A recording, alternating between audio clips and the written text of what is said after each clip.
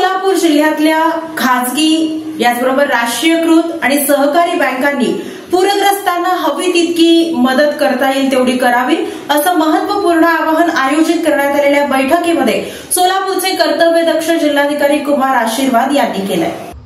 जिल्ह्यात झालेल्या अतिवृष्टी व आलेल्या पुरामुळे 7 तालुक्यातील 92 गावे बाधित झाली असून हजारो कुटुंब बाधित झाली आहेत। जिल्हा प्रशासनाच्या वतीने या सर्व कुटुंबांना जेवण, पाणी, आरोग्य, जनावरांसाठी चारा अशा प्रकारची मदत तात्काळ सुरू केली आहे। परंतु अतिवृष्टी आणि पुरामुळे मोठ्या प्रमाणावर नागरिकांच्या घरांचे, शेती पिकांचे आणि जनावरांचे नुकसान झाले आहे। तरी जिल्ह्यातील सर्व प्रकारच्या सहकारी बँका, खासगी बँका, राष्ट्रीयकृत बँकांनी त्यांना शक्य असेल तेवढी मदत बाधित नागरिकांसाठी द्यावी असे आवाहन जिल्हाधिकारी कुमार आशीर्वाद यांनी केले।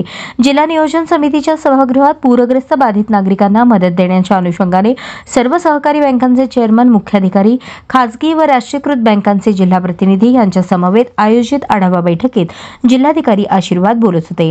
यावेळी मुख्य कार्यकारी अधिकारी कुलदीप जंगम, अप्पर जिल्हाधिकारी मोनिका सिंह ठाकूर, जिल्हा अग्रणी बँक व्यवस्थापक राम वाखर्डे, जिल्हा सहकारी उपनिबंधक किरण गायकवाड, निवासी उपजिल्हाधिकारी अभिजित पाटील, रोहयो उपजिल्हाधिकारी अंजली मरोड, तहसीलदार श्रीकांत पाटील यांच्यासह सर्व सहकारी, खासगी, राष्ट्रीयकृत बँकांचे प्रतिनिधी उपस्थित होते।